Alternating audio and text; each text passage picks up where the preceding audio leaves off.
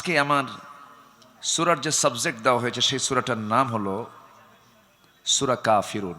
এলাকায় মনে হয় কাফের বেশি নাকি? দেওয়ার উদ্দেশ্য কি? মুমিনুন ছিল, মুনাফিকুন ছিল, ঠিক আছে না? সূরা মুমিনুন ছিল, সূরা মুনাফিকুন ছিল, সূরা মুমিন ছিল, সূরা হুজরাত ছিল, অনেক সূরাই তো ছিল। তো খুঁজে ফিরে আপনারা কাফিরুন পাইলেন কেমনে? সূরা কাফিরুন আল্লাহ তাআলা নাজিল করেছেন কাফেরকে চেনার জন্য। আল্লাহ পাক 7টা আয়াত দিয়েছেন, আর মুনাফিক চেনার জন্য আল্লাহ পাক অনেক লম্বা সূরা দিয়েছেন। সূরা কাফিরুন মোটামুটি সবার মুখস্থ আছে। মুনাফিকুন কি সবার মুখস্থ আছে? হাফেজ ছাড়া মুখস্থ থাকা মনে হয় একটু কঠিনই। ম্যাক্সিমাম লোকের সূরা মুনাফিকুন মুখস্থ নেই। কাফিরুন মোটামুটি সবার মুখস্থ আছে। আমি খুব বেশি লম্বা সময় আমি দেব না, কারণ আমার প্রিয় ভাইজানের আলোচনা সব মিলে আমরা এটা ব্যালেন্স করে আমরা শেষ করার চেষ্টা করব। জোরে বলি ইনশাআল্লাহ। আমার দেশে ওয়াজ বেশি না আমল বেশি? বলেন তো ওয়াজ বেশি না আমল বেশি? ওয়াজটা বেশি, আমলটা খুব কম। আমার নবীজির জীবনে যত ভাষণ ছিল এর মধ্যে শ্রেষ্ঠ ভাষণ হচ্ছে ইয়াখতাবু ফি হাজ্জাতিল বিদা ইত্তাকু রাব্বাকুম সাল্লু খামসাকুম আসুমু শাহরাকুম ওয়া আতিউ উমারাআকুম ওয়া আদ্দু যাকাতা আমওয়ালিকুম তাদখুলু জান্নাত রাব্বিকুম আও কামা ক্বালা আলাইহিস সালাতু ওয়াস সালাম। আমার নবীজি ছিলেন হলো অনেক কথাকে এক লাইনে বলা মানুষ, যেটাকে জামিউল কালাম বলা হয়। সবগুলো কথাকে এক লাইনে বলে দেওয়ার ক্ষেত্রে এক্সপার্ট ছিলেন মুহাম্মদ সাল্লাল্লাহু আলাইহি ওয়াসাল্লাম। তিনি শ্রেষ্ঠ ভাষণ দিয়েছেন হলো জীবনে যত ভাষণ হয়েছে বিদায় হজের ভাষণ। এই বিদায় হজের ভাষণের যে পুরো যে কথাটা, এটা হাদিসে এসেছে, যা মোটামুটি বলতে বড় জোর 15 থেকে 20 মিনিটের মধ্যে শেষ হয়ে যায়, অথচ তার 15-20 মিনিটের বক্তৃতায় মানব জীবনের জন্য, মানবতার জন্য এমন কোনো সাইড নেই যা তার আলোচনার মধ্যে বাদ পড়েছিল। সুবহানাল্লাহ বলবেন না? আর আমার দেশে এমনও বক্তা আছে 2 ঘন্টা ওয়াজ করার পরে বলে আমার তো কেবল গা গরম হচ্ছে। মানে উনি কি ওয়াজ করলেন যে ওনার নাকি 2 ঘন্টায় কেবল গা গরম হয়, আরো 2 ঘন্টা লাগবে। আচ্ছা, আবার শ্রোতার ভিতরে ও কিছু শ্রোতা আছে, হুজুর ওয়াজ তো কেবল শুরু হলো না। মুমিনদের যতগুলো বৈশিষ্ট্যের কথা আল্লাহ পাক বলেছেন সূরা মুমিনুনে আল্লাহ পাক কমপ্লিট 7টা গুণের কথা বলেছেন। এর মধ্যে 1 নম্বর গুণ হচ্ছে নামাজ, যারা সুন্দর করে পড়বে। এরপরই হচ্ছে আল্লাযীনা হুম আনিল লাগভি মুরিদুন, যারা অনর্থক কথা থেকে নিজের জিহ্বাকে বিশ্রাম দেবে। সুবহানাল্লাহ বলবেন না? কথার ঘনত্ব যত বেশি ভুল তত বেশি। এই জন্য আমি নিজেও ব্যক্তিগতভাবে দোয়া চাই আপনাদের কাছে। আমাদের প্রচুর কথা বলতে হয়, তো কথা বলার মাঝে যেন কোনো মিসিং, কোনো ভুল যেন মুখ থেকে না বের হয়। আল্লাহ যেন মার্জিত, প্রাসঙ্গিক এবং আল্লাহর কাছে কি জবাবদিহি করতে হবে এমন জাতীয় যেন বেহুদা বাজে কথা যেন মুখ থেকে আল্লাহ পাক না বের করে দেন। জোরে বলি আল্লাহুম্মা আমিন। সম্মানিত ভাইয়েরা, তাহলে সূরাটার নাম আজকে কি বলেন তো? কিন্তু আমরা এখানে বসে আছি কাফিরুন না মুমিনুন? বলেন, কারা বসে আছে বলেন? মুমিনুন, মানে মুমিন রা, মুমিন রা। এটাকে আরবিতে কি বলে? মুমিনুন। আর কাফির, কাফের একজন, আর কাফিরুন মানে কাফের গণ। তো মুমিনুনরা বসে আছে কাফিরুন শোনার জন্য। কি মুমিনুন বসে আছে কি শোনার জন্য? কাফিরুন শোনার জন্য। একটা বিষয় কি জানেন? নেগেটিভ জানলে পজিটিভটা মজবুত হয়। কাফেরদের চরিত্র কি মুমিনদের মধ্যে খুঁজে পাওয়া যাবে? এরকম বলেন, প্রকৃত মুমিনদের মাঝে কি কাফেরদের কোনো বদগুণ খুঁজে পাওয়া যাবে? যাবে না। যদি খুঁজে পাওয়া যায় তাহলে সে কি আসলে মুমিন? না। 7টা আয়াত মিলে আল্লাহ তাআলা এই সূরার নামকরণ করেছেন। 6টা আয়াত। 6টা আয়াত মিলে আল্লাহ রাব্বুল আলামিন এই সূরার নামকরণ করেছেন হলো সূরা কাফিরুন, এবং প্রথম শব্দ থেকেই, প্রথম আয়াতের একটা শব্দকে নিয়েই এই সূরার নামকরণ করা হয়েছে। 112টি সূরার নামকরণ হয়েছে সংশ্লিষ্ট সূরার শব্দ থেকে নিয়ে। সূরা ইখলাস এবং সূরাতুল ফাতিহা, এই দুটো সূরার নামকরণ করা হয়েছে, সংশ্লিষ্ট সূরার মধ্যে ওই শব্দটা নাই। সূরা ফাতিহা, ফাতিহা শব্দ কি সূরা ফাতিহা আছে? নাই। এই জন্য অনেকে সূরা ফাতিহা পারে না কিন্তু আলহামদু পারে, অনেকে সূরা ইখলাস পারে না কিন্তু কুলহু পারে। কিন্তু এই সূরায় এই ভয়টা নাই, এই সূরার মধ্যে এই শব্দটা আছে। আল্লাহ রাব্বুল আলামিন বলেন, কুল ইয়া আইয়ুহাল কাফিরুনা লা আ'বুদু মা তা'বুদুনা ওয়ালা আনতুম আবিদুনা মা আ'বুদ ওয়ালা আনা আবিদুম মা আবাদতুম ওয়ালা আনতুম আবিদুনা মা আ'বুদ লাকুম দীনুকুম ওয়ালিয়াদিন। জোরে বলুন আল্লাহু আকবার। সূরাটা নাজিল হয়েছে কোথায় বলেন? মক্কায়। বলেন বলেন, কোথায় কোথায় কোথায়? মক্কায়। মক্কায় সূরাগুলোর মেজাজ একরকম, মদিনায় নাজিল হওয়া সূরাগুলোর মেজাজ আরেক রকম। মদিনায় আল্লাহ পাক এক মেজাজে আয়াতগুলো নাজিল করেছেন, সূরাগুলো নাজিল করেছেন। মক্কার যে সূরাগুলো আল্লাহ রাব্বুল আলামিন ম্যাক্সিমাম সূরাগুলো সংক্ষিপ্ত করে দিয়েছেন, কিন্তু সংক্ষিপ্ত হলে হবে কি, ছোট্ট একটা আয়াতের মধ্যে বিশাল ব্যাখ্যা আল্লাহ পাক জমা করে দিয়েছেন। এই সূরার মধ্যে ইবাদত শব্দটা এসেছে, দিন শব্দটা এসেছে।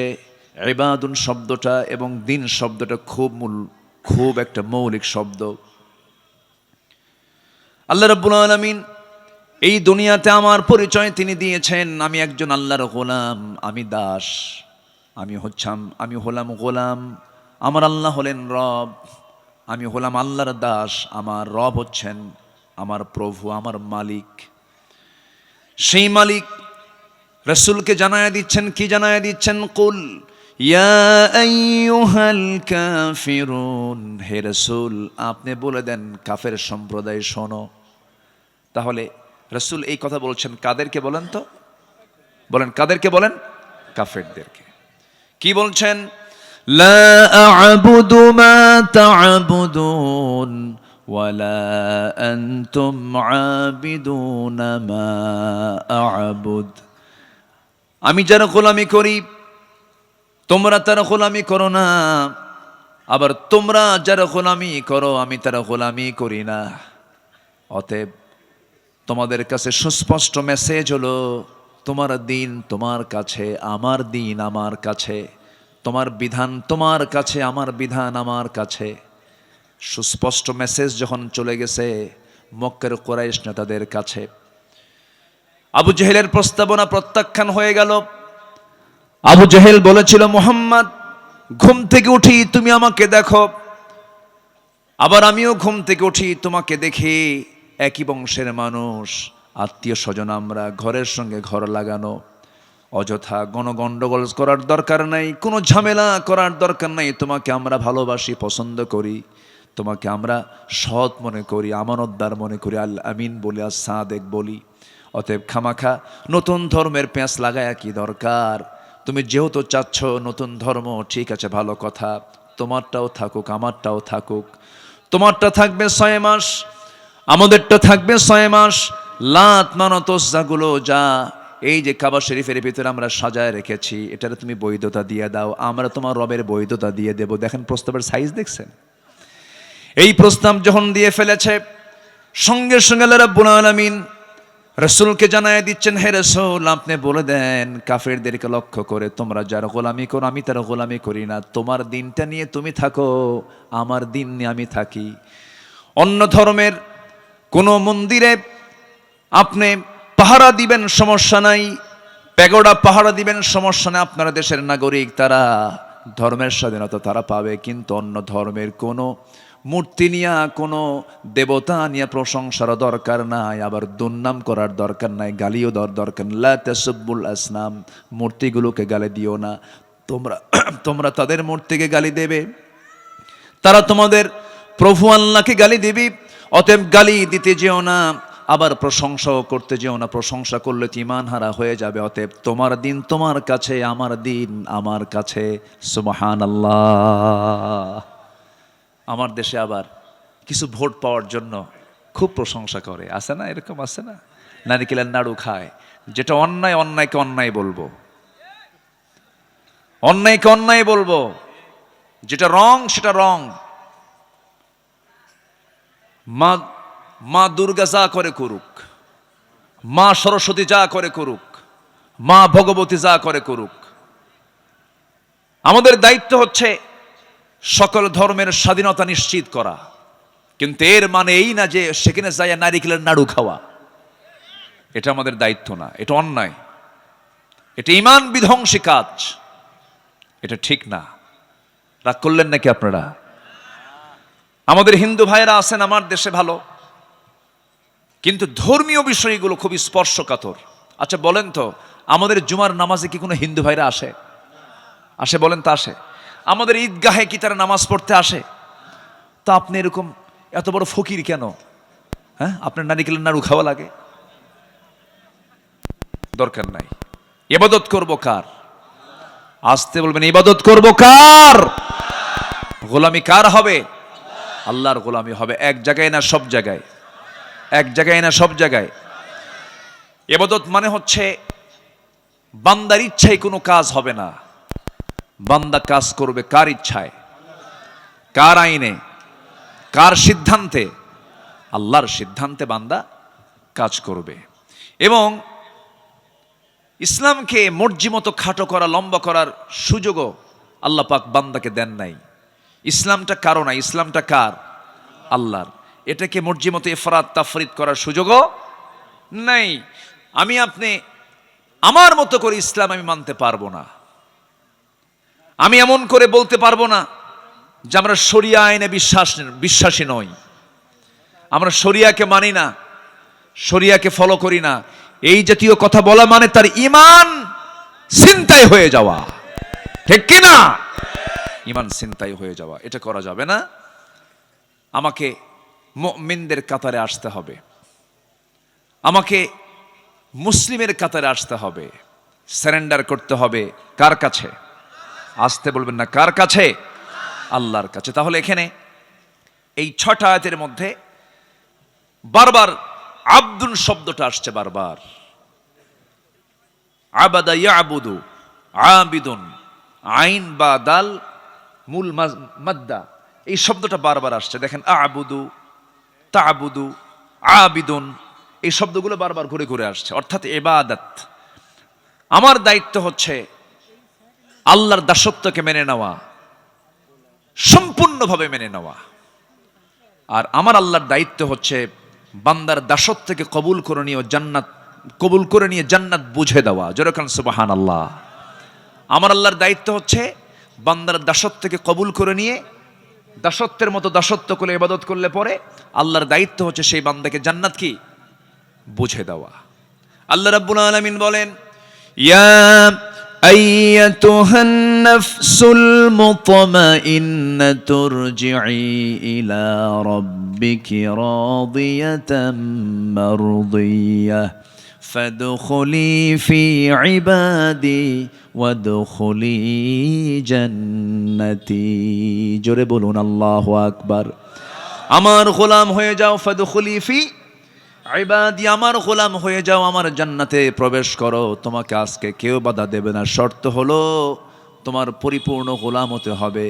একমাত্র কার গোলামি করতে হবে? বলেন, কার গোলামি? আল্লাহর গোলামি। আমার ভাইয়েরা, আর সর্বশেষ আয়াত আল্লাহ রাব্বুল আলামিন ক্লিয়ার করে দিলেন, দিনের ক্ষেত্রে কোনো ভাগ বসান যাবে না। ওর দিন কিছু মানবো, আমার দিন কিছু মানবো, তা হবে না। একটা মুসলমান ডাবল স্ট্যান্ডার্ড কখনো হতে পারে না। আমার দেশে বিগত 16 বছরে এক পার্লামেন্টেরিয়ান ছিলেন, ঠাকুরগাঁ তার বাড়ি। একদিন সংসদে দাঁড়ায় বলতেছে, মাননীয় স্পিকার, আমার ছেলে বিয়ে করেছে ভারতের কলকাতায় গাঙ্গুলি পরিবারে। বউটা আমার হিন্দু, বৌমা আমার হিন্দু, আমার ছেলে হলো মুসলমান। আমার ছেলে বউ যখন ঢাকায় থাকে তখন সে 5 ওয়াক্ত নামাজ পড়ে, আবার যখন সে কলকাতায় থাকে তখন সে পূজাও করে। এটাই তো ধর্মের স্বাধীনতা। দেখছেন, শয়তান কয় আমি আর কত শয়তান, তুই আমার চেয়ে বড় শয়তান। তাহলে একজন ব্যক্তি ঢাকায় থাকলে সে নামাজ পড়বে, আর কলকাতায় গেলে কি করবে? পূজা করবে। আর এটার আবার ব্যাখ্যা জায়েজ করতে নেই। এই আয়াতটা সাবেক প্রধানমন্ত্রী বলেছিলেন, লাকুম দীনুকুম ওয়ালিয়া দিন, বুখারী শরীফের 40 পারায় আসছে। কি কথা কি বুঝতেছেন? আয়াত ঠিকই কইছে, কিন্তু কোরআন শরীফ না হাদিস শরীফ কইছে? হাদিস বানায় ফেলছে। কিন্তু এটা কি হাদিস শরীফ না কোরআন শরীফ? কোরআন মাজিদ, কোরআনে কারীম আল্লাহ রাব্বুল আলামিন এই মেসেজ দিয়েছেন, তোমার দিন তোমার কাছে, আমার দিন আমার কাছে। সম্মানিত ভাইয়েরা, এই অপব্যাখ্যাগুলো তারা দিল, আর দোষ দিয়েছে 16 বছর ধরে আমাদের ঘাড়ে, আমাদের কাঁধে। ধর্মীয় অনুভূতিতে তারা বহু আঘাত করেছে, কিন্তু মামলা খেয়েছেন আল্লামা সাঈদ রাহিমাহুল্লাহ। এটি কোনো কথা? এই মুমতাজ পার্লামেন্টারিয়ান, আমি পরশুদিন মানিকগঞ্জে মাহফিল ছিল, হরিরামপুরে ওর এলাকায় মাহফিল ছিল। কোনো মাহফিল হতে দেয়নি, ওই মাহফিলটা 7 বছর বন্ধ ছিল। এবছর মাহফিলটা করে আসলাম। মুমতাজ গান গাইতো, সংসদেও গান গাইতো। শোনেন না আপনারা? সংসদে গান গাইতো, আর প্রাইম মিনিস্টার সাবেক হাতের থাবা মারতেন, তালি মারতেন পার্লামেন্টে। নারী তো প্রশংসায় পঞ্চমুখ হয়ে যায়। মেয়েদেরকে যত প্রশংসা করবেন ও ফুলতে ফুলতে পটকা মাছের মতো হয়ে যায়। আমি তো তাই আসলে। কিন্তু পুরুষকে আপনি যত বেশি প্রশংসা করবেন ও তত মনে মনে ভাববে তোর মতলব কি, এত প্রশংসা করিস কেন। এই হচ্ছে নারী এবং পুরুষের মধ্যে তফাৎ। অতএব যারা তাদের নেতৃত্ব আমরা দেখতে চাই না। সারা পৃথিবীর শুরু থেকে নিয়ে আজ পর্যন্ত যে জাতি নেতৃত্ব দিয়েছে তাদের হাতে নেতৃত্ব তুলে দিতে হবে মুসলমান। সব দেখা শেষ করেছি। বহুদিন আমরা নারীর শাসন দেখেছি, দেখি নাই? আমরা দেখেছি। আমরা কেউ 8 বছর, কেউ 16 বছর, কেউ 25 বছর, সব দেখা শেষ। আইয়ুবের শাসন, মুজিবের ভাষণ,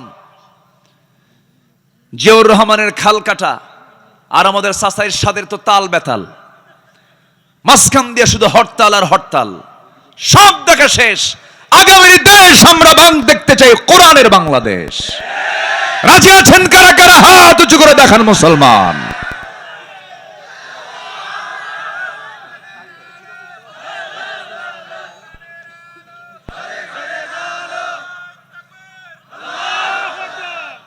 আল্লাহ কবুল করুন। জোরে বলি আমিন। আরো জোরে আমিন। রাগ করতেছেন নাকি? রাগ করলেও কিচ্ছু করার নাই। বহু মামলা, বহু হামলার শিকার হয়েছে আমরা। একটু তো কথা বলতেই হবে, একটু কথা বলার দরকার আছে না নাই? আছে। নাটোরে মাহফিল ছিল 2018 সালে। নাটোর মাহফিল শেষ করে বাড়ি ফিরলাম। ফজরের একটু আগ দিয়ে পুলিশ চতুর্দিকে ঘেরাও দিয়ে আমাকে ধরে নিয়ে চলে গেল। লোকজন একটু আসবে, আস্তে আস্তে আসবে, সমস্যা নেই। আচ্ছা আসবে, জায়গা হয়ে যাবে ইনশাআল্লাহ। আল্লাহ সহজ করে দেন। জোরে বলি আমিন। এই সামিয়ানার ওই যে ওয়ালটা দিয়েছেন, এরপর আরো জায়গা নাই মহিলাদের, তাহলে জায়গা ছোট হয়ে গেছে তো। ডান সাইডে কিছু জায়গা আছে, আসবে ইনশাআল্লাহ, আসবে আসবে আসবে, সমস্যা নেই। 2018 সালে, আমার দিকে তাকান, 2018 সালে নভেম্বরের মাঝামাঝি সময়ে আমাকে বাড়ি ঘেরাও দিয়ে আমাকে ধরে নিয়ে থানায় জমা করলো। আসামি একখান পাইছি। ওসি মহোদয় আমার দিকে তাকায়া, একবার তাকায়া লজ্জার আমার দিকে তাকাচ্ছে না, মাথা নিচু করে আছে। তো বললাম, ভাই ধরে আনলেন কেন? হুজুর বদদোয়া দিয়েন না, মাফ চাই। বললাম যে মাফ চান তো ধরছেন কেন? হুজুর কি করবেন, সামনে নির্বাচন, একটু কয়েকদিন থেকে আসেন, নির্বাচন হয়ে গেলে আপনি আবার বের হয়ে আসবেন। কি সস্তা কথা। তো বললাম তাই, তো এখন কি করবেন? হুজুর বদদোয়া দিয়েন না হুজুর, বাল বাচ্চা আছে, চাকরি বাঁচান তো ফরজ। আমি বললাম ইমান বাঁচান তো নফল। চালান দিয়ে দিল। কোর্টের জজ আমার দিকে তাকায় জিব্বাই কামড় মেরে বলে, এই হুজুরে ধরে আনছিল কে? ধারার দিকে তাকায় দেখে এই ধারায় জামিন দিলে আমার চাকরি ক্যান্সেল। মানে আমরা এমন দাগি আসামি যে জামিনই হবে না। দেশের এমন 12টা বাজাইছি আমরা। জামিন অযোগ্য মামলার ধারা দিয়া জেল হাজতে পাঠায় দিল। ভাবলাম যে জীবনে এই সুন্নত তো আদায় নাও হতে পারে, এই চান্সে ওইটা আদায় করে দিল। ঢুকলাম, মন খারাপ করিনি। ভিতরে ঢুকলাম, ভিতরে ঢোকা মাত্রই দেখে এক বুড়ো চাচা আমার দিকে তাকায় আছে। সালাম দিয়ে বলে, হুজুর আপনি জেলখানায় ঢুকছেন? খুব খুশি হলাম। তো বললাম যে আপনি খুশি হলেন কেন? কে বাবাজি মাহফিলে যাই, সামনে বসি, এত চেষ্টা করছে আপনার সঙ্গে একটাবার মোসাফা করব, চান্সই মিলেই নাই। হুজুর কি সুন্দর আল্লাহ মিলায় দিল। হুজুর দোয়া করি আপনি জেলখানায় থাকেন।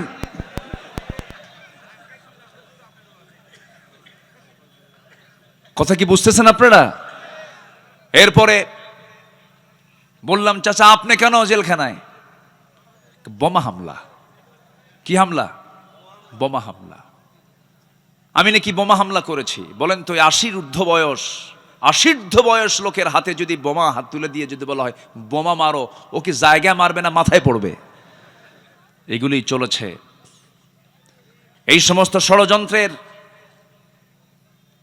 এই সমস্ত অপকর্মের আজকে প্রায়শ্চিত্ত তারাই ভোগ করতেছে। আজকে তারাই ভোগ করছে। আল্লামা সাঈদ রাহিমাহুল্লাহ বলেছিলেন, আমার সম্মান নিয়ে যারা ছিনিমিনি খেলছে, আমাকে যারা বেইজ্জত করার জন্য চেষ্টা চালাচ্ছে, আল্লাহ তুমি জাতির সামনে তাদেরকে ল্যাংটা করে দিও। কবুল হয়নি? কবুল হয়েছে কিনা? কবুল হয়েছে। এজন্য ইবাদত করব, আমরা জুলুম করব না। জোরে বলি ইনশাআল্লাহ। ইবাদত করলে সম্মান কে দিবেন? আর জুলুম করলে লাঞ্ছিত অপদস্থ করবেন আল্লাহ নিজে।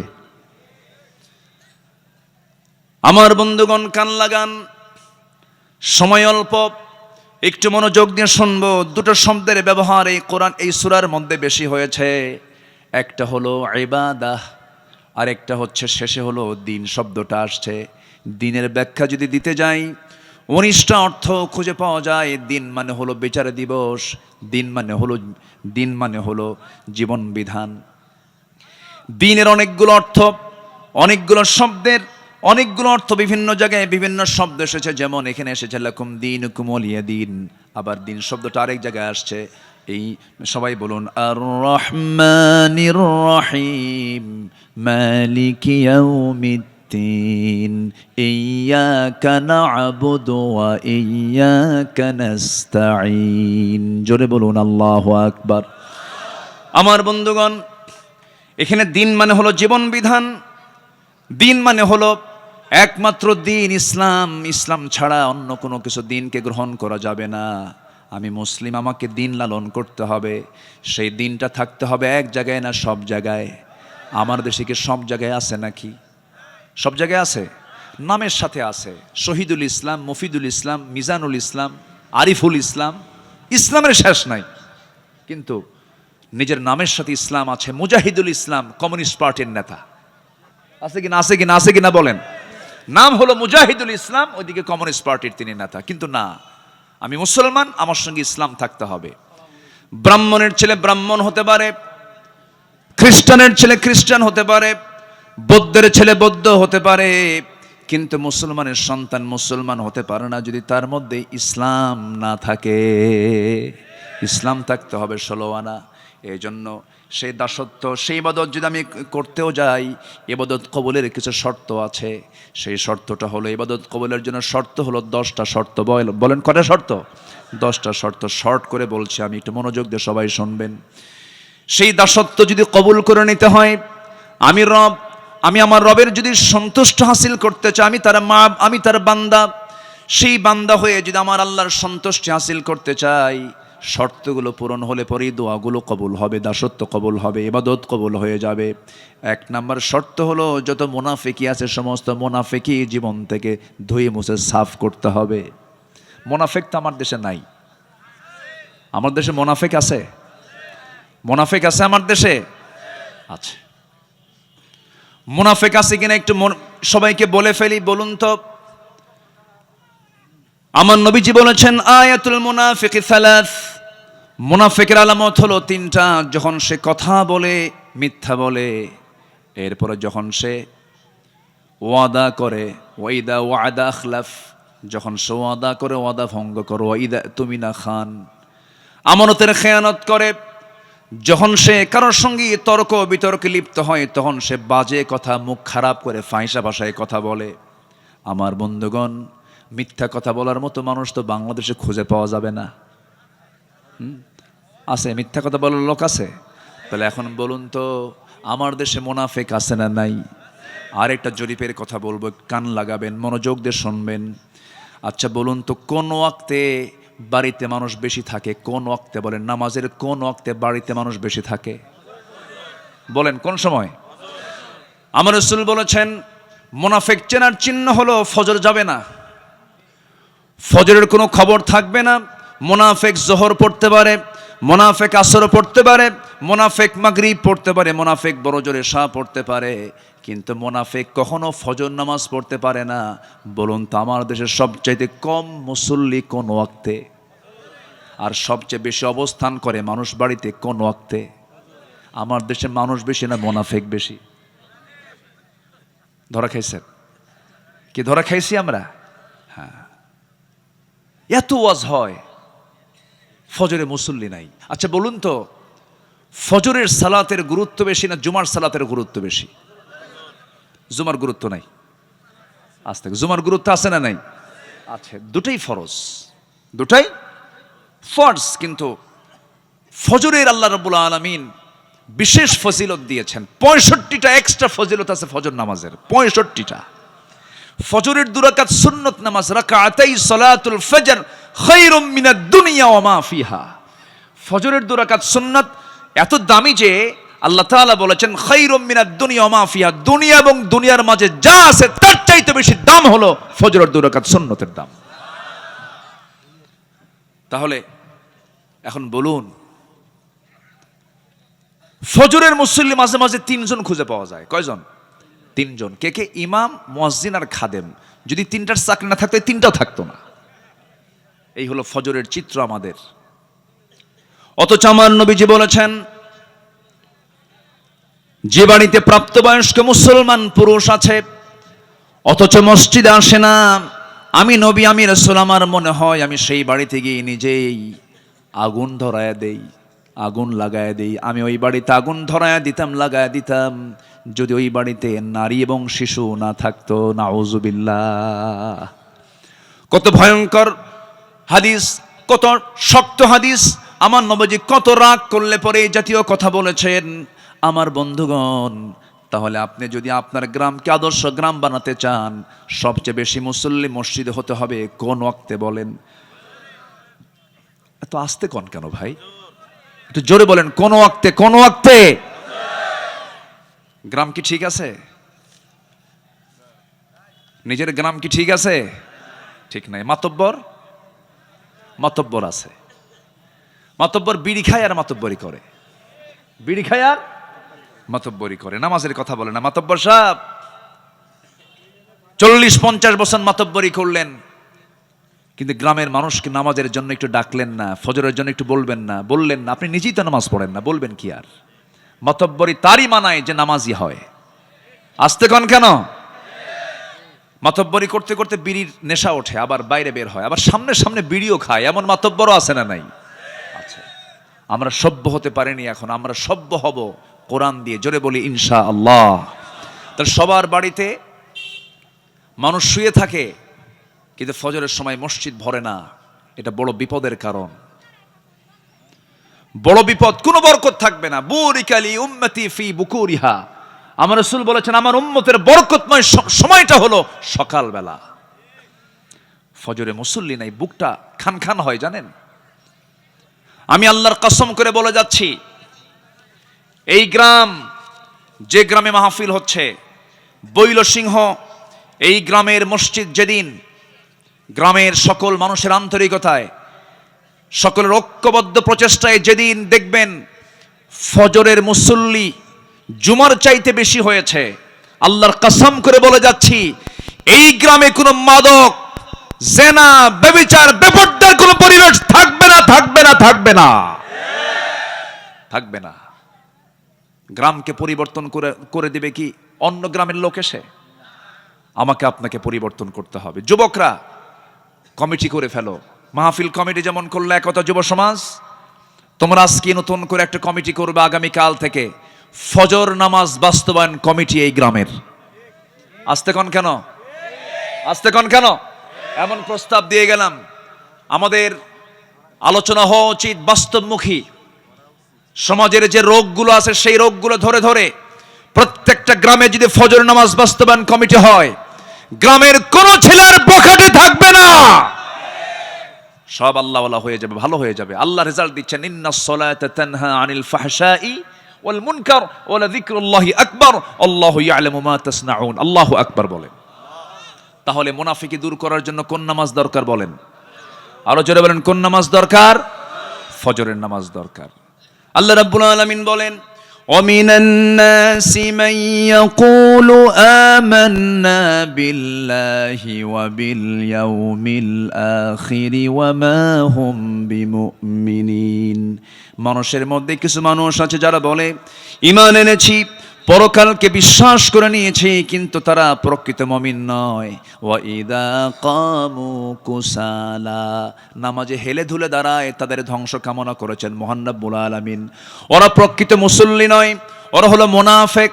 ওরা ফজর পড়ে না, মাঝে মাঝে জোহরে যায় কমিটির পথটাকে ঠিক রাখার জন্য।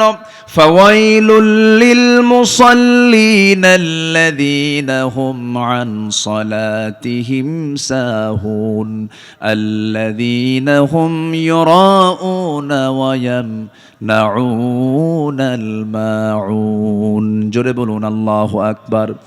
ওই সমস্ত মুসল্লির ধ্বংস, ওই সমস্ত মুনাফিক মুসল্লির ধ্বংস যারা অবহেলা করে নামাজ পড়ে, লোক দেখানো নামাজ পড়ে, প্রয়োজনীয় ব্যবহৃত জিনিসগুলো দেয় না। প্রতিবেশী চলে গেছে, দাটা দাও তো দাটা দেয় না, কাশি দাও তো কাশি দেয় না, এমন প্রতিবেশী মনে হয় বাগ মারায় নাই? আসতে বলবেন না, আছে না নাই বলেন? প্রতিবেশীকে যে কষ্ট দেবে আল্লাহ তাকে জান্নাত দেবেন না। আমার রাসূল বলেছেন, আমার উম্মতের যদি কষ্ট না হতো, প্রতিবেশীকে আমি সম্পত্তির ওয়ারিস বানায় দিতাম। ওয়ায়ামনাউনাল মাউন। আমার বন্ধুগণ, অনেক লোক আছে দেখবেন যে প্রতিবেশীর সঙ্গে একটু গন্ডগোল হয়ে গেছে, তার ঘরটা, তার ঘরের পেছনে রাস্তা নাই, তার জায়গা দিয়ে যেতে হয়, একটু গন্ডগোল লাগলে খোঁটা গাড়ে, কি গাড়ে, কি গাড়ে, খোঁটা মারে, খোঁটা খোঁটা, হাঁটতে দেয় না। এরকম খোঁটা মারা কি বাগমারায় আছে? আছে? জমিনটা কার? আজ থেকে জমিনটা কার?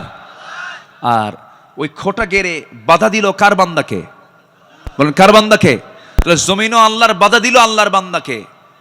তুমি কত বড় শক্তিশালী হয়েছ, করা যাবে না এগুলো। পৃথিবীর কোনো মানুষের ক্ষমতা নাই বান্দাকে আটকিয়ে রাখে। বান্দা রাস্তা কখনো বন্ধ করতে পারে না। রাসূল বলেছেন, যে ব্যক্তি কারো জন্য রাস্তা বের করে দিবে, আল্লাহ তার জন্য জান্নাতের রাস্তা বের করে দিবেন। জোরে বলেন সুবহানাল্লাহ। আমি কোরআন চর্চা করে যতটুকু বুঝেছি, আমি যতটুকু ভাঙ্গা চোরা, এলেম কালাম তো তেমন নাই, মানুষ আমার ডাকে, শুধু বসায় দেয় বড় জায়গায়, কিন্তু সেই বড় জায়গার যোগ্যতা আমি রাখি না। আমি আব্দুল্লাহ আল আমিন, খুবই ছোট্ট নগণ্য আদনা একজন গোলাম।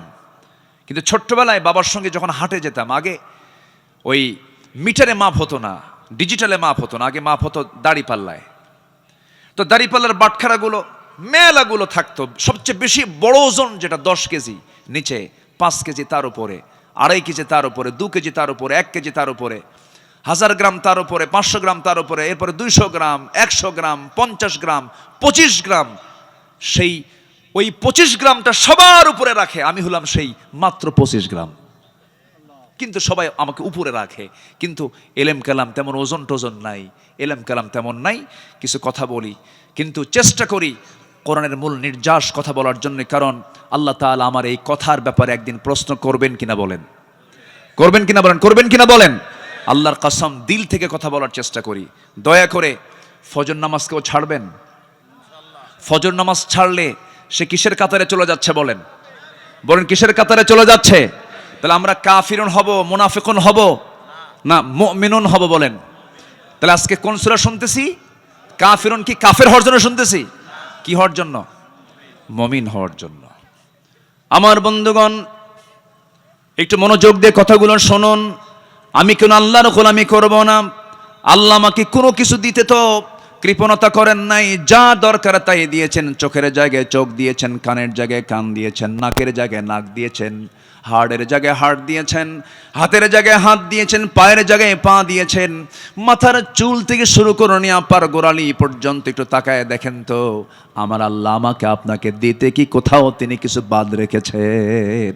রাখছেন? কিছু বাদ রাখছেন? তা আমি বাদ রাখি কেন? ফজর নামাজ কেন বাদ দেই? আমাকে বাদ রাখা যাবে না। এই চোখ, এই নাক এবং এই গলা এবং এই কান, পদ্মা, মেঘনা, যমুনা যত বড় তার চাইতে বড় বানায় দিয়েছেন। যেরকম সুবহানাল্লাহ।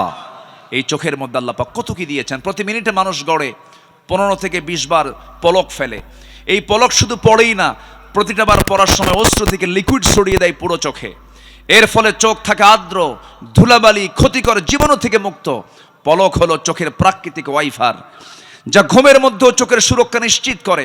প্রতিদিন আমাদের চোখে গড়ে 1 মিলিলিটার অশ্রু তৈরি হয়, যা স্বচ্ছ অথচ অত্যন্ত কার্যকর এক তরল পদার্থ। এই অশ্রুর মধ্যে থাকে লাইসোজাইম নামের এক প্রাকৃতিক অ্যান্টিবায়োটিক, যা চোখকে ব্যাকটেরিয়ার আক্রমণ থেকে রক্ষা করে। যখন হৃদয় বেদনায় ভরাক্রান্ত অথবা আত্মা আল্লাহর ভয়ে ভালোবাসায় কাঁদে, তখন চোখ থেকে অশ্রু গড়িয়ে পড়ে। সেই অশ্রুগুলো আবার চোখের বাইরের অংশের পুষ্টি অক্সিজেন সরবরাহ করে, কারণ চোখের কর্নিয়াতে রক্তনালী থাকে না। তাই চোখের জল চোখকে রক্ষা করে শুকিয়ে যাওয়া, ক্ষয়, ব্যাকটেরিয়ার সংক্রমণ থেকে। আল্লাহু আকবার বলা যাবে না ভাই? যেরকম আল্লাহু আকবার। এই যেখানে কয়েকশো ক্যামেরা আছে, এই ক্যামেরার যেমন চোখ আছে, এ আমাকে ধারণ করছে, আমাকে ক্যাচ করছে, আমাকে ধারণ করে এটাকে সাপ্লাই দিচ্ছে। আমাদের চোখে, দু চোখে, প্রত্যেক ব্যক্তির দু চোখে প্রায় 27 কোটি 40 লাখ ফটো রিসেপ্টর নামক নিয়োজিত শ্রমিক আল্লাহর হুকুমে 24 ঘন্টা কাজ করছে। 27 কোটি 40 লাখ, 27 কোটি 40 লাখ। যখন আলো আপনার চোখে গিয়ে পড়ছে, যখন ফটো রিসেপ্টর কাছে চলে যাচ্ছে, তখন ফটো রিসেপ্টর সেটাকে প্রসেসিং করে আপনার অপটিক নার্ভে পৌঁছে দিচ্ছে। সেখান থেকে ইলেকট্রিক ইম্প্যালেন্সের মাধ্যমে সেটা আমাদের ব্রেইনের অক্সিপিটাল ল্যাবে চলে যাচ্ছে। ফলে আমরা দেখতে পাচ্ছি। এই অপটিক নার্ভের কথা শুনলাম আমরা, শুধুমাত্র এখানেই 60 থেকে 70 লক্ষ তারের মতো ফাইবার চোখের পেছনে আল্লাহ পাক রেখে দিয়েছেন। যেরকম সুবহানাল্লাহ। কে দিয়েছেন? আল্লাহ বলছেন, আলাম নাজআল লাহু আইনাইন ওয়া লিসানান ওয়া শাফাতাইন। আল্লাহু আকবার বলেন। কান দিয়েছেন কে? কানের মধ্যে ময়লা থাকে না? এই ময়লাকে কি বলে? খোল। গরু খায়? এই খোল সে খোল না, এটা ময়লা, ইয়ারক্স। এই ময়লাটা কাজের ময়লা, এটা অকাজের ময়লা না। যখন কোনো বিয়ারিং যদি জাম লেগে যায়, কোনো চাকার বিয়ারিং জাম লেগে যায়, তখন মিস্ত্রিটা কি করে? গিরিজ দেয়। কি দেয় বলেন তো? গিরিজ অথবা কোনো মোবিল দিয়ে এটাকে প্রসেসিং করে জংটাকে দূর করার জন্য চেষ্টা চালায়। ঠিক তেমনি আমার কানের ভিতরে আল্লাহ পাক যে ময়লাগুলো দিয়েছেন, এটা হচ্ছে আমার কানের গিরিজ। এটাকে ঠিক রেখেছেন। এটা স্বাদ কেমন? এটা কেমন? এটা কি মিষ্টি লাগে না কি লাগে? কি খান নাই? আজকে যা চেক করবেন। কানে আপনি ঘুমিয়ে পড়েছেন, নিস্তেজ নিথর দেহ পড়ে আছে। আল্লাহুম্মা বিসমিকা আমুতু ওয়াহইয়া, মরে গেছেন আপনি ঘুমের মধ্যে। কানের মধ্যে যদি কোনো আসুক, জি আলহামদুলিল্লাহ, কানের মধ্যে যদি কোনো কি বলে পিঁপড়া যদি ভুল করে চলে আসে, সেই সময় ওই সমস্ত কানের যে ময়লাটা তিক্ত ওর মুখে যখন লেগে যায়, সঙ্গে সঙ্গে সে বলে যে আমি ভুল জায়গায় চলে আসছি, বের হয়ে চলে আসে। আর যদি মিষ্টি হতো, সব ময়লাগুলো, সব পিঁপড়াগুলো জমা হতো কোথায় গিয়ে? কানে গিয়ে জমা হতো। তাহলে এই কানকে সেভ করলেন কে? আসতে বলবেন না, কে সেভ করলেন? কে সেভ করলেন? আল্লাহ করলেন। আল্লাহ বলছেন, ইন্নাস সামআ ওয়াল বাসারা ওয়াল ফুআদ কুল্লু উলাইকা কানা আনহু মাসউলা। শ্রবণ শক্তি, দৃষ্টি শক্তি, অন্তর শক্তি আমি দিয়েছি, সব ব্যাপারে জিজ্ঞাসা করব আমি আল্লাহ রাব্বুল আলামিন একদিন। অতএব আমার এই কানকে অবশ্যই তার নিয়মেই চালাতে হবে। যিনি আমার কান দিয়েছেন তিনি কে? আল্লাহ তাআলা। আজকের মাহফিলের একজন মেহমান এসেছেন, জনাব আব্দুল বারী সাহেব, না? আলহামদুলিল্লাহ, জি বসুন। আল্লাহ তুমি তার হায়াতে বারাকা দান করো, জোরে বলি আল্লাহুম্মা আমিন। আরো জোরে আল্লাহুম্মা আমিন। আমার মা বোন যারা আসছেন তাদের জন্য 3টা মেসেজ। নাম্বার 1, 5 ওয়াক্ত নামাজ। নাম্বার 1 কি বলেন তো, কয় ওয়াক্ত নামাজ? নাম্বার 2 হলো মেয়েরা কাজ শুরু করবে আগে না তেলাওয়াত করবে আগে? বলেন বলেন বলেন, দিন শুরু হবে কাজ দিয়া না তেলাওয়াত দিয়া? আগে নামাজ, এরপরে কি বলেন? তেলাওয়াত। যে বাড়িতে তেলাওয়াত থাকবে সে বাড়িতে কোনো রোগ শোক আসবে না। আল্লাহু আকবার বলেন। তেলাওয়াত, মেয়েদের তেলাওয়াত যে বাড়িতে আছে সেই বাড়িটা শান্তির জায়গা। যে মহিলার তেলাওয়াত দিয়ে বাড়ি শুরু হয়, যে স্ত্রীর তেলাওয়াত দিয়ে বাড়ির কাজ শুরু হয়, ওই বাড়িতে কখনো শয়তান ওয়াসওয়াসা দিতে পারে না। আল্লাহ কবুল করুন, আমল করার তৌফিক দান করুন, জোরে বলি আমিন। নাম্বার 3 হলো পর্দায় থাকা। পর্দাটা কমপ্লিট হতে হবে। পর্দা মূলত হচ্ছে নিজের আত্মীয় স্বজনদের সঙ্গে পর্দা করা। দূরের লোক তো অত ক্ষতি করতে পারে না। আত্মীয় স্বজন যেরকম দুলা ভাই, মামাতো ভাই, খালাতো ভাই, চাচাতো ভাই, দেবর, ভাসুর, এই জায়গায় পর্দার গুরুত্ব সবচেয়ে কম না সবচেয়ে বেশি? বেশি। আল্লাহ রাব্বুল আলামিন এলাকার মা বোনদেরকে এমন সুন্দর পর্দা করার তৌফিক আল্লাহ পাক দান করুন। আমাদের মাঝে মেহমান এসেছেন, সবাই চেনেন তো তাকে নাকি? ওনাকে চিনেন? আল্লাহ তাআলা অনেক সুন্দর সূরত দান করেছেন। কি সুন্দর আল্লাহ পাক চেহারা আল্লাহ পাক দিয়েছেন। ভিতরটাও যেমন সুন্দর, বাহিরটাও তেমন সুন্দর। জনাব আব্দুল বারী হাফিজাহুল্লাহ তিনি এসেছেন, তিনি কথা বলবেন এবং এরপর